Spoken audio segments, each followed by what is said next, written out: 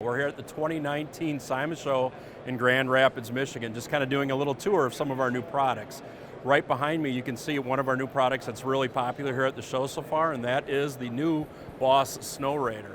The Snowrator vehicle is designed to help contractors make efficient work out of sidewalks. So a lot of contractors will tell you that that vehicle will replace between 3 and 5 shovelers. So uniformly across the industry, everyone struggles with labor, trying to find people to do work like shoveling, salting, and all those things. The Snowrator covers those needs. It'll do both plowing and salting all in one pass. And the vehicle you see behind us with a Boss snowplow on the front, our new Exact Path 1.5 drop spreader on it, and then it also has a 20-gallon brine tank in the belly as well. So literally you could plow, salt, and brine all in one pass simultaneously.